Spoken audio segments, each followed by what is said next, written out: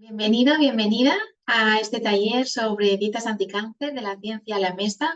Mi nombre es Victoria Góngora y vamos a estar un ratito hablando sobre cuáles son las dietas que se postulan, ¿no? Como para poder mejorar el tratamiento oncológico, como para poder hacer esa sinergia, etcétera, etcétera.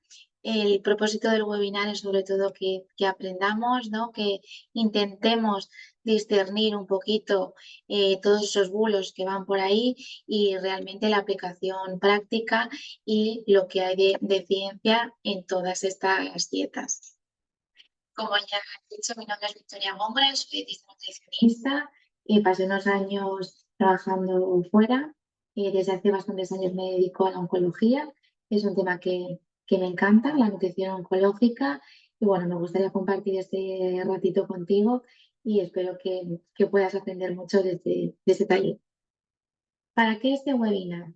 Bueno, yo creo que es muy importante que aprendamos sobre los diferentes tipos de dietas y su relación con el cáncer, que entendamos cuál es la finalidad de las dietas que muchas veces se ven en redes sociales, en los medios de comunicación, su finalidad realmente durante el proceso oncológico, desde el diagnóstico hasta después de los tratamientos. Y creo que sobre todo para darle a la nutrición, a estas dietas, la importancia que merecen sin caer en esos falsos mitos o en esos bulos que habitualmente las acompañan. Vale, pues vamos a empezar por lo más básico. ¿Qué es una dieta? Bueno, si nos metemos en la RAE, lo que se nos dice es que es un régimen, ¿no? Habitualmente cuando pensamos en una dieta, siempre pensamos en una restricción, en una dieta para perder peso, y la RAE nos dice que es un régimen que se manda a observar a los enfermos o convalecientes en el comer y beber. Y un conjunto de sustancias que regularmente se ingieren como alimento. Yo creo que es eso, que la dieta al final ha tenido una connotación habitualmente negativa, ¿no? Régimen, dieta. Vamos a intentar salir un poquito de esto y vamos a ver la dieta como un arma muy poderosa para mejorar nuestra salud. ¿Y por qué se estudian las dietas en relación a la salud? Bueno, pues aquí os traigo un artículo bastante reciente de una revista bastante famosa que es Nature, en la que se habla, ¿no?, de que la comida es medicina.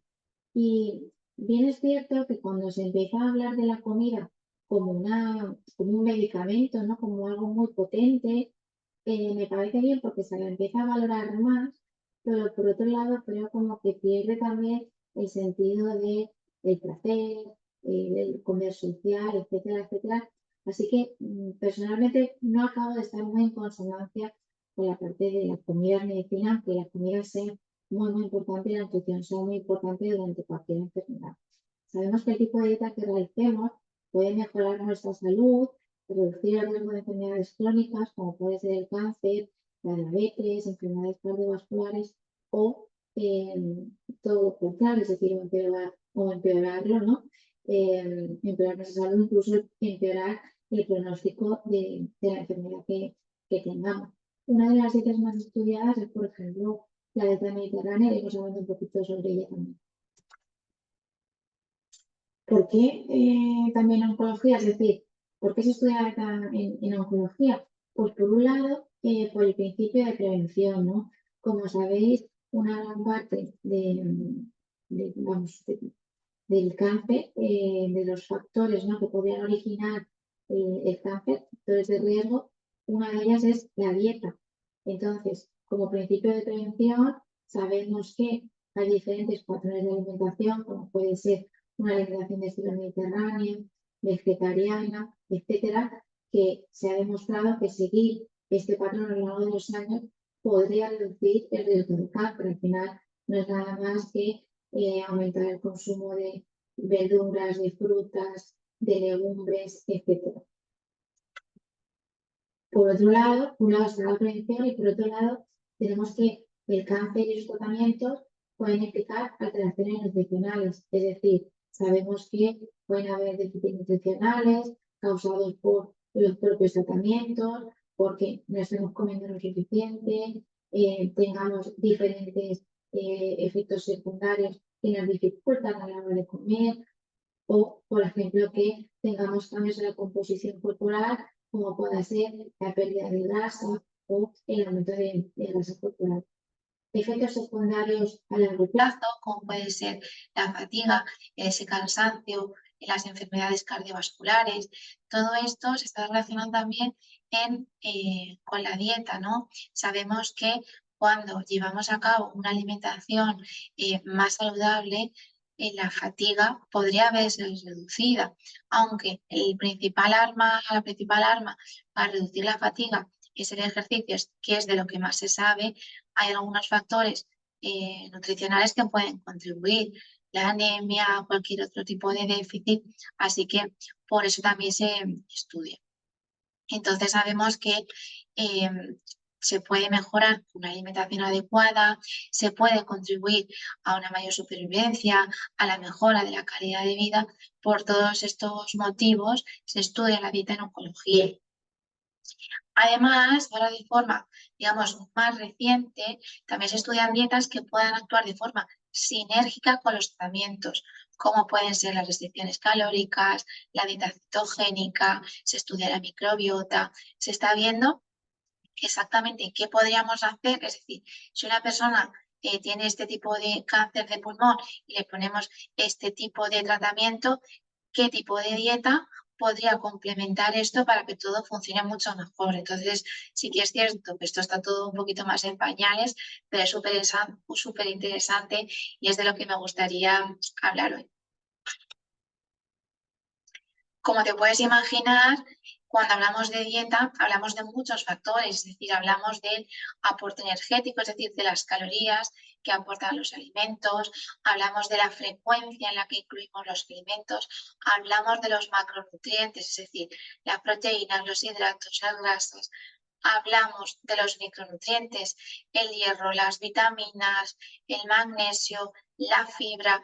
Por tanto, si juntamos por un lado el estudio del cáncer con sus tratamientos y la dieta, es algo muy complicado de estudiar y, por supuesto, de aplicar. Así que hay que entender todas estas cosas que muchas veces aparecen por ahí con cuidado, porque por supuesto que la dieta importa, pero quizá le estamos dando un toque un poquito mágico, ¿no? Sobre todo en redes sociales. ¿Qué dietas se están estudiando en cáncer de pulmón? Pues mirad, yo me he metido en la página de Clinical Trials, donde vemos aquí ensayos clínicos. Me gusta mucho meterme aquí porque así voy viendo pues, qué cosillas se van haciendo, qué cosillas se van estudiando, por dónde van los tiros. Entonces, poniendo simplemente las palabras cáncer de pulmón, intervención dietética, pues me salen algunas cosillas, ¿no? Por ejemplo, algún tipo de suplemento, la inmunonutrición. Aquí me sale, por ejemplo, combinar la nutrición con la actividad física, me sale modificar la dieta, hacer, por ejemplo, una dieta low carb, baja en hidratos o una dieta baja en grasa. Hablan, por ejemplo, de combinar un tipo de cáncer de pulmón con incrementar la fibra dietética, por ejemplo, combinar la dieta con el consejo, ¿no? para evitar el tabaco, hablan de un programa de rehabilitación, hablan, por ejemplo, de suplementos dietéticos de proteína, como por ejemplo la proteína whey. Es decir, por supuesto que se estudian un montón de cosas que se están estudiando y me parece súper interesante pues estar atenta y ir viendo qué va saliendo, ¿no? de todo esto, porque es sumamente complejo. Entonces, ¿qué tipo de dietas existen? Por un lado, tenemos, digamos, las dietas que están sin ningún tipo de estudio, que carecen de validez científica, como pueda sonar la dieta canina, que le dedicaremos un ratito al final, simplemente porque es algo muy común y se me pregunta muchísimo, incluso personas que tienen la consulta y ya querían que les pusieran dieta canina, como si vas a la panadería, oye, han ido dos bollos de pan. O sea, muchas veces pasa lo mismo en consulta, ¿no? Luego, por ejemplo, dietas que realmente tienen estudios detrás, cada vez van teniendo más peso, por ejemplo, la dieta cetogénica, diferentes tipos de ayuno, de restricción calórica, dietas ricas en proteínas, sobre todo con vistas a mejorar la composición corporal, dietas de eliminación de aminoácidos. Esto es una cosa bastante reciente. Pensad que las proteínas son como collares de perlas, los aminoácidos son como cada una de esas perlitas del collar, y lo que se pretende es qué pasa si quito una de las perlas del collar. Por tanto, es algo bastante difícil que aún se está estudiando. La dieta mediterránea, sobre todo en términos de prevención, cuando hablamos de prevención terciaria, ya después de los tratamientos, la alimentación basada en vegetales, es decir, en frutas, verduras, legumbres. Bien, pues vamos a empezar a hablar sobre las dietas. Vamos a ir desmigando cada una de ellas. En cada dieta os he puesto algún, digamos, algún recorte, ¿no? de algún periódico, de algún medio, porque claro, habitualmente estamos muy expuestos, ¿no? a toda esta información, y sí que es cierto que suele haber información muy contradictoria. Ahora mismo estamos sobreinformados, pero realmente a la vez desinformados, porque tenemos muchísima información alrededor, pero no acabamos de saber cuál es la verdad, cuál es la mentira, esos matices, etcétera. Entonces, si tú buscas, por ejemplo, dieta cetogénica, te puede venir desde la dieta cetogénica aumenta el riesgo de Alzheimer, de cáncer y de enfermedades de corazón. En el siguiente artículo vemos que una conocida dieta puede ser efectiva para hacer retroceder el cáncer en ratones. Eh, Cosas tan, vamos, tipo le dieron 6 meses en 2014 por un tumor y sobrevivió gracias a un cambio en su dieta, es decir, cosas bastante contradictorias, ¿no? Que al final dicen, bueno, entonces, ¿es buena, es mala? Vamos a ir viendo un poco a lo largo de toda la charla que las cosas no son ni buenas ni malas, es decir, no es todo blanco o negro. Bueno, pues vamos a empezar por el principio, ¿no? ¿Qué es una dieta cetogénica? Pues para rizar el rizo, cuando hablamos de dieta cetogénica, cuando hablamos de estudios con este tipo de dieta, vemos que no todas las dietas son iguales. A grandes rasgos, una dieta cetogénica simplemente es una dieta que es alta en grasas, moderada en proteínas y muy baja en carbohidratos. Esto quiere decir, una dieta alta en grasas, pues aceite de oliva, aguacate, otras grasas, moderada en proteína, huevos, carne, pescado, y bajita en carbohidratos, es decir, bajita en cereales integrales, legumbres, frutas, verduras. Originalmente esto salió del estudio, ¿no? de personas que tenían epilepsia. Y como decía, existen varias formas de hacerla dependiendo de cuántos carbohidratos, de cuántos gramos vayamos a incluir, o de qué alimentos ricos en grasa incluyamos. Porque coincidirás conmigo en que no es lo mismo hacer una dieta cetogénica con aceite de oliva que hacerlo a base de panceta, ¿no? De bacon, lo cual, claro, esto dificulta muchísimo, de nuevo te digo, el estudio. He puesto esta imagen, esto sale de un estudio que se hizo en pacientes con cáncer, y la verdad es que me parece muy llamativo, porque este estudio era sobre todo, vamos, uno de los que he visto más serios a la hora de explicar una dieta. Primero se coge a las personas y se les da, digamos, la dieta ya, como veis en esta imagen, en la imagen A, vamos, todo ya hecho de casa, vamos, del sitio donde se hizo el estudio, ya se le entregaba a las pacientes el menú, ¿no? Es decir, un menú saludable, un menú que incluye unas listas de alimentos que son considerados alimentos saludables, es decir, verduras, grasas de buena calidad, suficiente proteína, etc. Eso fue durante los meses. Y a los siguientes meses, simplemente con lo que ya se había aprendido, las personas, pues los pacientes, pudieron hacer estas modificaciones ya en casa. pero si os fijáis, los alimentos están bien, es decir, estamos hablando de champiñones, de salmón, de espárragos. ¿Qué quiero venir a decir con esto?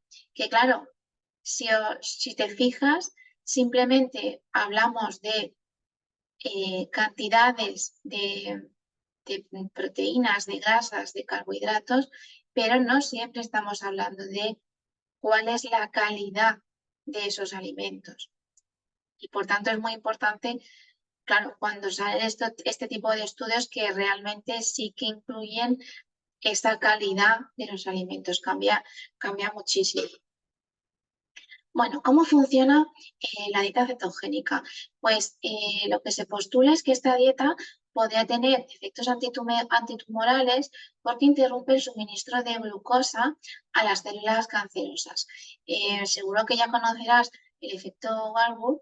Entonces, aquí se postula que si yo limito el aporte de esa glucosa, las células van a morir de hambre y se va a inhibir su crecimiento. Entonces, esto empezó un poquito por esa corriente. ¿Y qué pasa? ¿Qué se ha ido viendo? Bueno, pues que al final lo que yo suelo decir de forma muy resumida es que cuando no hay lomo, de todo como. Entonces hemos visto que las células tumorales pueden cambiar su metabolismo y ante la ausencia de la glucosa abastecerse de otros nutrientes, ¿no? Como las proteínas, como las grasas. Por tanto, todo esto está muy en estudio y no podemos saltárnoslo así, ¿no? Tan tranquilamente. Algunos investigadores piensan que la dieta cetogénica puede trabajar en equipo con ciertos tratamientos oncológicos, haciéndolos más efectivos, sobre todo en algunos tumores cerebrales. Ahí es donde más estudios tenemos. Ya sabéis que estábamos hablando de la epilepsia, entonces parece ser que se ha seguido un poquito, ¿no? Como esta corriente que pueda tener más que ver con el cerebro. También la dieta cetogénica se utiliza para mejorar la salud metabólica de las personas, es decir, la reducción de la pérdida de grasa corporal, etcétera, etcétera. También se ha visto que las células cancerosas podían ser más sensibles al tratamiento oncológico al utilizar estas dietas. Entonces se ha visto diferentes formas en que esta dieta pueda contribuir a la mejora de los resultados clínicos, ¿no? y de vida del paciente. Como todo, puede tener sus efectos secundarios si no se realiza de forma adecuada y en ocasiones aún así, ¿no? Los puede tener. A corto plazo, pues puede provocar fatiga, irritabilidad, dolor de cabeza, náuseas, hipoglucemia, diarrea, rechazo a la comida, lo que se llamaría un poquito del keto flu, pero esto es algo que realmente sí que se podría prevenir. Y a largo plazo se ha visto que podría estar relacionado con cálculos renales, pérdida de densidad ósea de hueso, colesterol elevado. Y es cierto que algunos síntomas gastrointestinales, como estreñimiento, dolor abdominal, náuseas, esto sí que puede continuar durante todo el tiempo que dura la dieta cetogénica. Cuando me refiero a que no se realiza de forma adecuada, me remito un poquito a lo que hablábamos antes, ¿no? Que claro, simplemente por decir como más grasa y quito más hidratos no significa que la calidad de la dieta vaya a ser buena. Por tanto, sería muy importante conocer qué alimentos se van a incluir, ¿no? dentro de esta dieta. Y algún investigador se ha preguntado, ¿no? Si haciendo otra cosa podríamos conseguir lo mismo, es decir, si haciendo otra dieta podríamos tener los mismos resultados. Entonces, se ha comparado los beneficios de una dieta basada en plantas y, ojo, basada en plantas no significa que es una dieta vegetariana o es una dieta vegana, sino es una dieta en la que principalmente consumimos más verduras, frutas, hortalizas, legumbre que carnes, pescados, etcétera. Entonces, parece que una dieta basada en vegetales puede reducir el riesgo de cáncer y se ajusta a ese tipo de pautas dietéticas para la prevención del cáncer que probablemente ya conozcáis, ¿no? Pues el aumento de consumo de cereales integrales, de legumbres, de frutas, de verduras, etcétera. Tanto la dieta cetogénica como la dieta basada en vegetales comparten beneficios. se puede perder peso, se puede reducir los niveles de inflamación, puede haber niveles más bajos de insulina, es decir, al final es lo que se suele decir, ¿no? Todos los caminos llevan a Roma, entonces es muy importante ver si realmente necesitamos hacer una dieta así de restrictiva o podemos pasar a un enfoque un poquito más sencillo que permita que la persona continúe haciendo esto a lo largo de su vida. Para resumir un poquito el tema de la dieta cetogénica, el mito sería no la dieta cetogénica cura el cáncer, sería lo que principalmente puede ser que encontremos por ahí por redes o por Google, etcétera, y la realidad sería que una dieta cetogénica es una dieta alta en grasas, moderada en proteína y baja en carbohidratos, que se ha utilizado y estudiado principalmente en personas con epilepsia, pero que las personas que tienen cáncer podrían beneficiarse del uso de esta estrategia dietética que está en estudio. Es una dieta bastante restrictiva y en caso de así quererlo, debería de utilizarse siempre bajo supervisión, porque esto tiene contraindicaciones, no es apta para todas las personas, así que yo no animaría a nadie a decir, bueno, pues ahora me voy a poner yo sola a hacer ese tipo de dieta, ¿no? Quizá con otro tipo de enfoque también podamos ganar mucho. Y es cierto que en cáncer de pulmón no disponemos tampoco de suficiente información porque, como ya decía, estaba más estudiada en tumores cerebrales. Esto es un poquito mi opinión personal, y es que sí que es cierto que durante los tratamientos oncológicos ya suele haber bastantes limitaciones dietéticas. Por tanto, yo no soy fan de restringir aún más. En cuanto a limitaciones dietéticas, me refiero a aquellas limitaciones propias de intentar reducir los síntomas. Es decir, por ejemplo, si una diarrea, una alimentación que sea un poquito más bajita en grasa o que limitemos diferentes tipos de fibra. También puede conllevar bastante carga familiar. No siempre es la persona que tiene la enfermedad la que gestiona los menús, la alimentación, la compra. A veces pasar a un enfoque, digamos así, más restrictivo, más complejo, puede conllevar mayor carga familiar y mayor estrés. Puede tolerarse más cuando hay ciertos síntomas digestivos. Vamos a pensar, por ejemplo, cuando hay náuseas, como las grasas contribuyen a que el estómago tarde más en vaciarse, la comida permanece más tiempo y se puede generar mayor sensación de náuseas.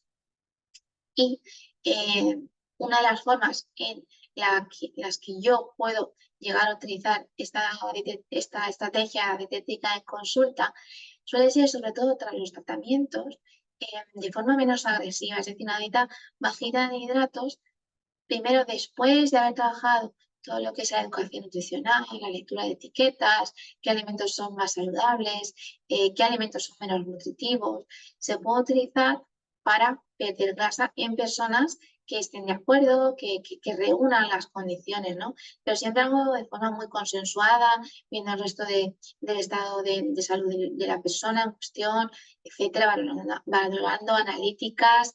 Entonces no es una cosa que diga, no, ahora de repente vamos a hacer esto así. Y tener en cuenta también que no es solo lo que le hacemos a la célula tumoral, sino es lo que le hacemos también a la persona. Creo que muchas veces nos centramos como cómo puedo privar de nutrientes a las células tumorales, etcétera, pero no acabamos de pensar cómo me puedo nutrir yo, cómo puedo nutrir a mis células sanas para que el sistema inmunológico funcione mejor, para yo estar más fuerte, etcétera.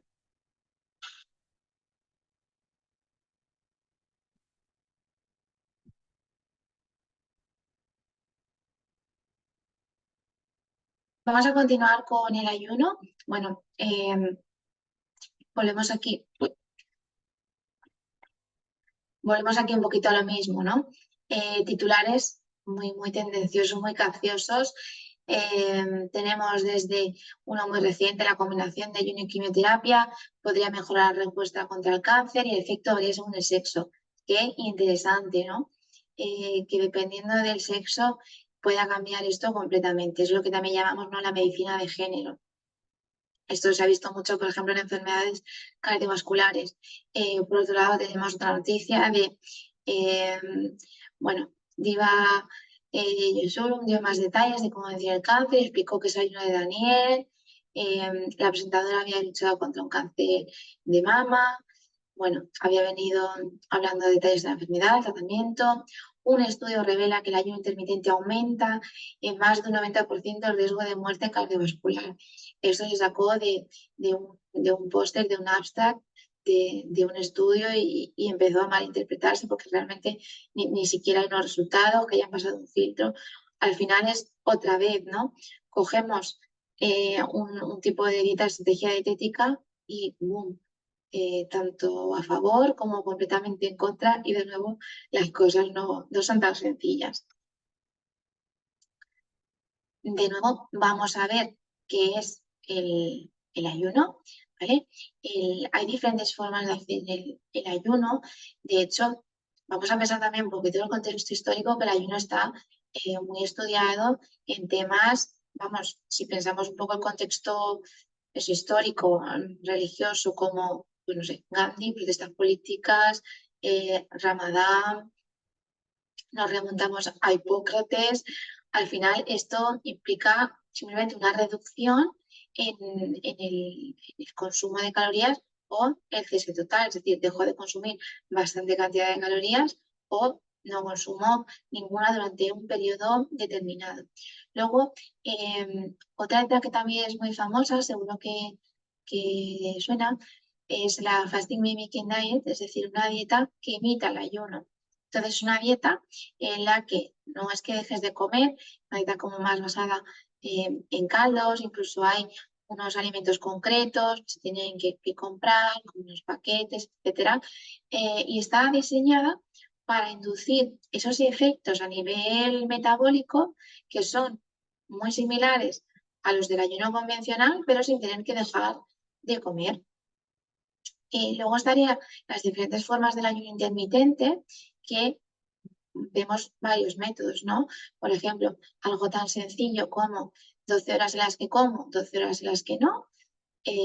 Luego podemos hablar de solo puedo comer durante 8 horas y 16 horas no estoy comiendo, o hablamos de 2 días a la semana no como y el resto, los otros 5 días sí. Es decir, ya habéis visto, igual que la dieta cetogénica, hay muchas formas de ayunar, ¿no? Hay muchas formas de estudiarlo.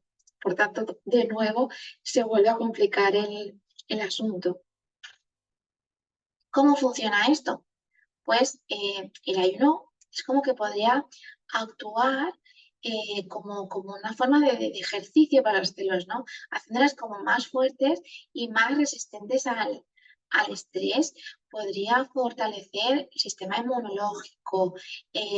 También lo que se ha visto es que las células tumorales podrían estar como más débiles y ser como más fáciles de tratar con los tratamientos oncológicos como la quimio, la radio. También se ha visto que podría haber menos efectos secundarios de los tratamientos oncológicos y que el ayuno también podría reducir niveles de azúcar en sangre, de insulina, y de esta forma contribuir, ¿no?, a la eficacia del tratamiento. De nuevo, todo tiene sus efectos secundarios, igual que se postula que podría contribuir de forma sinérgica con el tratamiento oncológico a que haya ciertas mejoras, también se ve que si no se realiza de forma adecuada y en ocasiones aún así puede causar problemas como dolores de cabeza, mareos, náuseas. Luego también es difícil para las personas que tienen cáncer seguir ese tipo de dieta, ¿no? Porque por los propios efectos secundarios que ya se traen de los tratamientos. De hecho, también hay personas que ya casi que vienen ayunadas, es decir, personas que por los efectos de los tratamientos oncológicos pasan mucho tiempo sin comer porque la comida ya no les sabe igual, porque no tienen ningún apetito, etcétera, etcétera. Entonces, claro, si encima cerramos aún más las horas en las que podemos comer, esto se puede dificultar. También puede hacer que se pierda masa muscular. lo cual en un contexto en el que estamos recibiendo tratamientos que se pierde mucha masa muscular, pues no sería lo adecuado. Entonces, vuelve a pasar lo mismo. Tenemos algunos beneficios en el estudio y algunos efectos secundarios y contraindicaciones. ¿Qué pasa? Un poco el mito, ¿no? Que el ayuno intermitente es necesario si tienes cáncer. Es como igual que la dieta cetogénica, ¿no? Como tienes esta enfermedad, sí o sí necesitas seguir esta dieta. Pues no es así. El ayuno simplemente se basa en restringir la ingesta de alimento durante distintas horas, dependiendo un poco de la forma en la que se haga. Durante el tratamiento oncológico puede ser que un pequeño ayuno ayude a mejorar la eficacia del tratamiento y tener menos efectos secundarios, pero en casos de desnutrición no estaría recomendado porque hay personas que pueden perder más masa muscular y contribuir, ¿no?, a que haya mayor malestar. En mi opinión, pues un poquito similar a lo que hablábamos antes sobre la dieta cetogénica.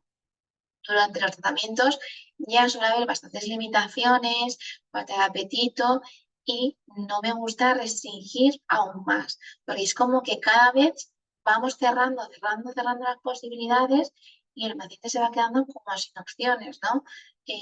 Para comer. Puede tolerarse más, sobre todo cuando hay náuseas, es decir, cuando tenemos el estómago muy vacío, podemos tener como esa sensación nauseosa. ¿Qué suelo hacer yo muchas veces en consulta? Pues lo mismo. Quizá tras los tratamientos se usa pues de forma menos agresiva, por ejemplo, decir, vale, pues 12 horas que comes y 12 horas que no.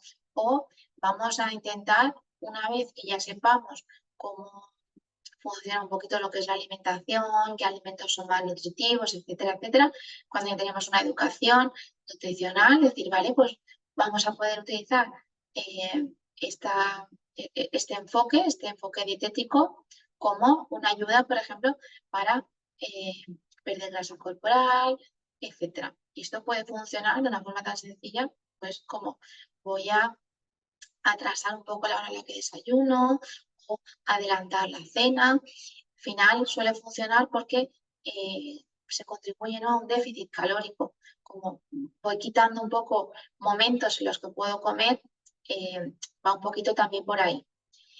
Esta herramienta me gusta bastante, sobre todo para reducir los picoteos y conectar un poco con la sensación de apetito, porque es que no es ni 0 ni 100, ¿no? Es cierto que estamos como muy acostumbrados a comer todo el rato, ¿no? Es decir, me levanto a las 7, a las 7:05 estoy desayunando, me acuesto a las 10 y el último bocado lo di a las 9:30. Entonces, el ser un poquito más consciente de esto, sobre todo ya después del tratamiento, vamos, para ir recomponiéndose un poco, me suele gustar, ¿no? El ser un poquito más consciente y no estar todo el rato picoteando, etcétera, etcétera. Alguna vez le he recomendado a una paciente para ver si mejoraban los síntomas, siempre y cuando ya habíamos utilizado otras estrategias, como puede ser una dieta más blanda, ¿no? Antes de los tratamientos, pues el no ir con el estómago súper lleno, no sé, no haberse comido unos churros con chocolate antes de ir al tratamiento. Si estas estrategias dietéticas de alimentación un poquito más sencilla, más digestiva, no han funcionado, alguna vez he propuesto, oye, ¿qué te parece si no cenas el día antes del tratamiento? O, vamos, o no desayunas o lo que sea. Pero habitualmente, al menos en el caso de las personas que yo atiendo, no ha ido muy allá. Siempre lo hemos dejado como otro tipo de estrategia. Y siempre eran personas que estaban bien nutridas y que ya tenían otros aspectos bastante cuidados, como puede ser el ejercicio físico también.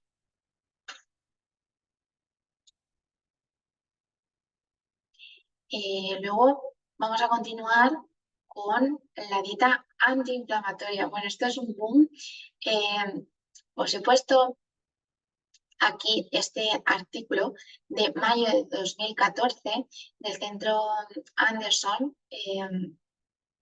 en el que ya se hablaba de la inflamación y del cáncer, ¿no? Y de por qué la dieta era importante. Pero últimamente hay un boom de libros, de información, de que todo nos inflama, de que todo es inflamatorio o antiinflamatorio, y creo que habría que aportar un poquito de cordura, echar para atrás y ver realmente qué tiene de cierto esta dieta.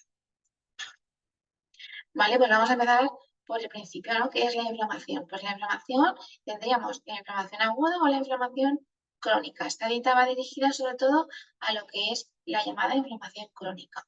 La inflamación aguda sería un proceso totalmente natural, es decir, yo estoy cortando un tomate, me corto con el cuchillo y me sale una herida, por ejemplo. La herida en algún momento cerrará y la inflamación desaparece. La inflamación está ahí para ayudarme, ¿no? Para que esa herida, pues, cierre. Sin embargo, muchas veces, por ejemplo, por alguna infección, por el sistema inmunitario, por el sobrepeso, por la obesidad, todo esto puede ir generando lo que es la inflamación crónica y esto sí, si esta inflamación se sostiene durante mucho tiempo, puede dar lugar a algunas enfermedades crónicas.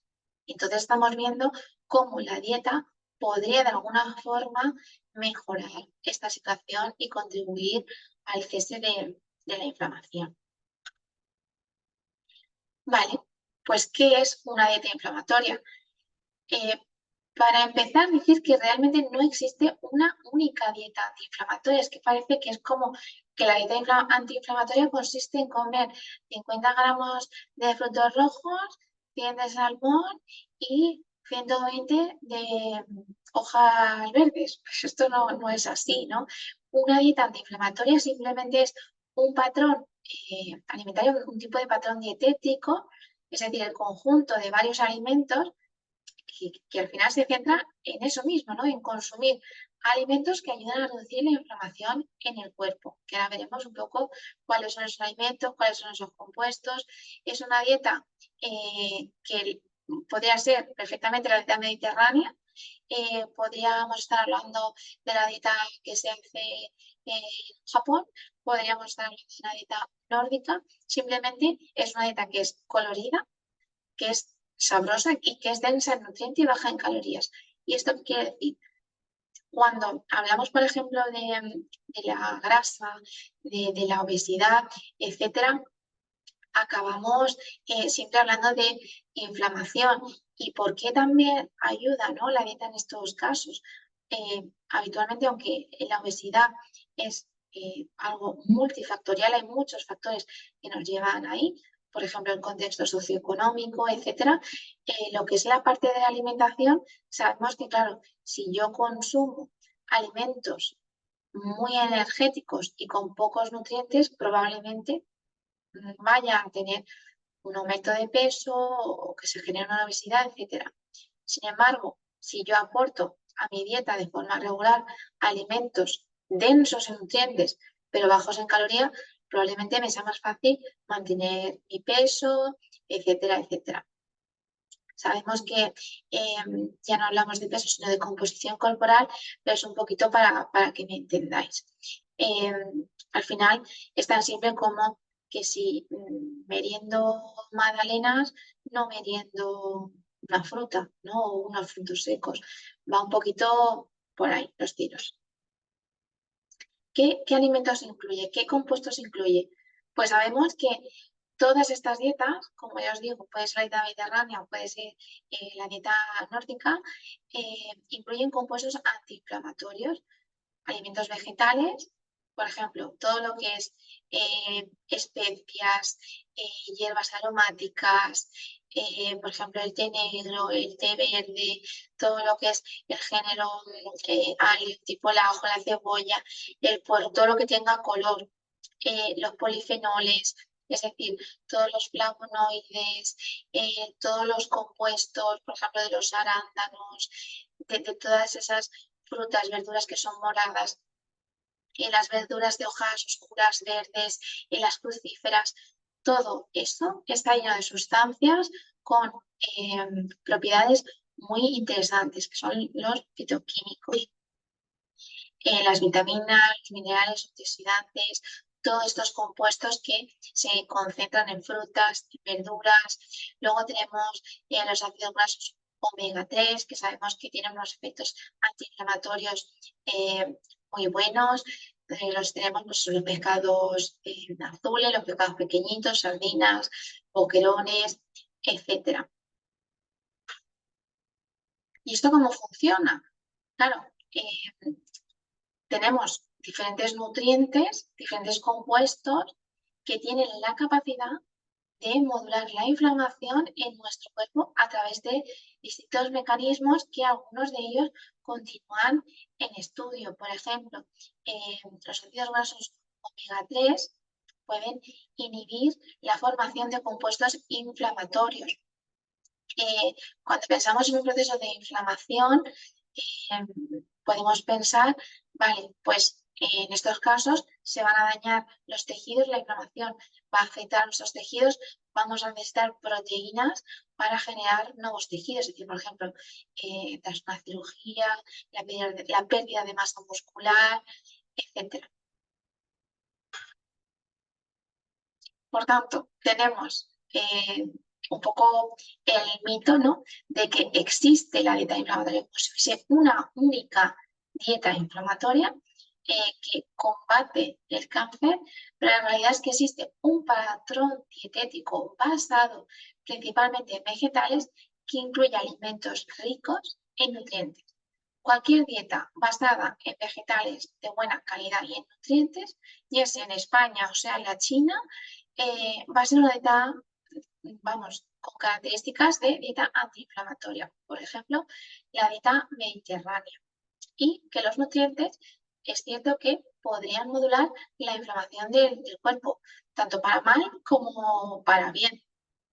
De hecho, no me quería extender mucho con este tema, pero la dieta antiinflamatoria al final se sustenta un poco en las bases de un índice que se le dio a los alimentos con la capacidad que tenían para inflamar, ¿no?, que se le dio a diversos compuestos. Entonces, aquellas dietas que reúnen todos esos alimentos, es decir, aquellas dietas ricas en ácidos grasos omega 3, frutas, verduras, etcétera, serían dietas antiinflamatorias. Así que una dieta saludable, convencional, lo que se ha dicho toda la vida, sería probablemente una dieta antiinflamatoria. No es nada mágico ni es nada, vamos, sumamente nuevo. En mi opinión, de nuevo, varios factores además pueden contribuir a la inflamación crónica, es decir, la falta de sueño, el estrés, la obesidad, una dieta pobre en nutrientes. Todo esto también puede contribuir, es decir, no nos centremos únicamente en un factor como es la dieta, vamos a centrarnos también en reducir otros factores de riesgo. Una alimentación antiinflamatoria simplemente se basa en consumir alimentos vegetales, grasas, proteínas de calidad, aceite de oliva, pescado azul, fibra, legumbres, cereales integrales, y considero que no se está transmitiendo el concepto de esta dieta de forma correcta y está llevando a mucho error. No se está tratando realmente como merece, bajo mi parecer. Muy bien, y vamos casi ya a terminar con la dieta alcalina.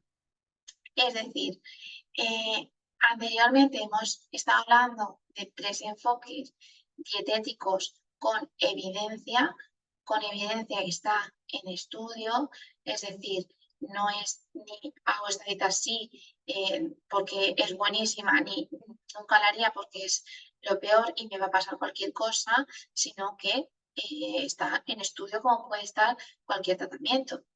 Sin embargo, la dieta alcalina, aquí estamos hablando de un poco dietas de estas mágicas que carecen de bases para poderse sostener y para poder recomendar. De hecho, tenemos aquí, pues eso, varias noticias que nos hablan de cómo se ha curado gente con la dieta alcalina, de cómo personas han sido incluso condenadas por promover, ¿no?, el uso de esta dieta, etc.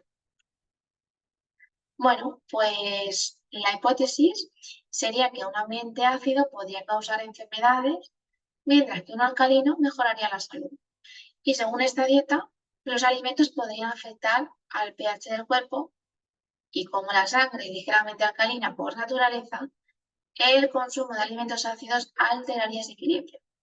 Es decir, la teoría nos dice que si comiésemos alimentos ácidos, la sangre de las células se volverían ácidas, lo que provocaría mayor riesgo de cáncer. Pero, sin embargo, si comes alimentos alcalinos, reduces el riesgo de cáncer. Pero ya os digo que esto no es así. De hecho, ni ellos mismos se aclaran para saber qué alimentos son ácidos, qué alimentos son alcalinos. Bueno, un desastre. ¿Qué es lo que sabemos? Que el pH de la sangre, afortunadamente, está regulado por varios mecanismos de compensación en los que intervienen los órganos, los riñones, los pulmones, es lo que se llama la homeostasis de ácido-base, ¿no? Entonces, cualquier exceso de carga ácida se excreta en la orina, ahí sí que se observan los cambios en el pH, pero el pH de la sangre no se altera por la ingesta de alimentos. Si no, claro, esto sería un problemón. Acabamos todos en el hospital, lo que se llama ya una acidosis metabólica. ¿Qué pasa? Que esta dieta es muy restrictiva, es muy baja en proteínas, nos falta carne, pescado, legumbres y podría contribuir a la desnutrición. Con lo único que me quedo de esta dieta es con lo que, bueno, que al final sí que hablan de la ingesta de frutas y verduras, entonces es lo único que podríamos salvar de esta dieta. Pero esto lo digo sobre todo para que veáis cómo tenemos dietas en estudio, tenemos dietas poco que no sabemos muy bien de dónde han aparecido y que vienen a ser al final uno. ¿Qué problemas les veo yo a todas las dietas? Lo primero es la falta de acceso a dietistas nutricionistas. Es decir, cuando yo no tengo acceso a un profesional que es el encargado de orientar mi alimentación en un proceso oncológico o en cualquier enfermedad o ya en ausencia de enfermedad, claro, esto va a ser muy difícil, ¿no? ¿Cómo voy yo sola de repente a saber qué es lo que yo necesito comer, qué alimentos me pueden venir mejor dependiendo un poco del contexto? Entonces, esto es difícil realizar una dieta sin un acompañamiento, una orientación profesional adecuada. Eso sería como una de las primeras barreras que yo veo a día de hoy que sucede. Luego también lo que veo es una falta también de dietistas nutricionistas y de estudios bien planteados en nutrición oncológica. ¿Por qué? Porque, por ejemplo, si recordáis lo que estábamos hablando sobre la dieta cetogénica, había muchas formas de hacerla. Es decir, este era uno de los únicos estudios donde realmente yo había visto que se estaban incluyendo alimentos nutritivos como parte de esa dieta cetogénica. No se estaban incluyendo, no sé, panceta, bacon. Luego también tenemos la falta de adherencia, es decir, cualquier dieta va a requerir de un esfuerzo, tanto por parte de la persona que la vaya a realizar, como probablemente de su entorno, porque antes estábamos hablando de cómo no es solo el paciente, ¿no? La persona que tiene la enfermedad, la que gestiona la alimentación, sino que muchas veces son familiares, cuidadores, etcétera. Esto requiere ese esfuerzo, ese cambio de hábitos, y hay veces que no nos es posible, o por los propios efectos secundarios del cáncer y los tratamientos, por la misma dieta que es muy restrictiva, que no va con nosotros. Entonces, esto muchas veces falla, tanto a nivel de estudios, de que la gente abandona los estudios que se van haciendo, los ensayos, y al final nos quedamos con los datos que nos quedamos, a lo mejor van 100 pacientes y 2 años después solo se puede seguir estudiando a 50, es decir, esto pasa y esto al final conlleva limitaciones a la hora de poder hacer esos estudios. Y luego también en la vida real, ¿no? Que se van proponiendo diferentes formas de hacer las cosas, de mejorar la alimentación y hay que ir muy poquito a poco, ver qué cambios se pueden ir haciendo de forma paulatina, que no sean muy bruscos, que realmente contribuyan a la mejora de la salud. Y algo que también ya para rizar el rizo es que los efectos que tenga una dieta sobre el tratamiento oncológico también van a depender del estado previo de salud del paciente, del cáncer, del propio tratamiento. Es decir, son temas muy complejos y no podemos banalizar las dietas de esta forma. Ahora sí, en resumen, decir que no existen dietas ni buenas ni malas. Existen dietas que están en estudio que se pueden aplicar dependiendo del contexto de la persona. Que no hay una única dieta para todos, que la dieta no es talla única, siempre se han de tener en cuenta el tratamiento oncológico, los síntomas, los efectos secundarios, otras enfermedades, el contexto socioeconómico de la persona, sus gustos, que tu alimentación sí te puede ayudar a mejorar tu salud, pero que para eso no tienes que ceñirte a una dieta concreta, restrictiva, que pidas ayuda al profesional si puedes. Al final la mejor dieta es la que tú puedas seguir. Cuanto más restringimos la dieta, más difícil nos es de llevar y mayor tasa de abandono hay. Y que nutrición no es todo ni blanco ni negro. Hay una gran gama de grises, atrévete a preguntar, a consultar a profesionales que se dediquen a nutrición, a dietistas nutricionistas sobre diferentes formas de orientar tu dieta, pero sin caer un poco en todos esos bulos o en todas esas creencias, ¿no? De esto es bueno, esto es malo, porque ya has visto que el estudio de la dieta y la aplicación de la misma es complejo. Y para terminar, comentar que en un futuro probablemente ya hablemos de nutrición de precisión. Es decir, aquí os traigo un artículo que se publicó hace poquito aquí, en el que hablamos, ¿no?, de cómo vamos a combinar desde un principio el tratamiento oncológico con el metabolismo de la persona, con las limitaciones dietéticas que pueda haber, con los tipos de dieta que puedan venir bien en ese caso para mejorar los resultados, es decir, para mejorar la calidad de vida, para mejorar la salud en general de la persona, para aumentar la respuesta terapéutica. Entonces, la alimentación es clave, la nutrición está en constante estudio y siempre para ayudar, para mejorar la salud en general de la persona con la enfermedad.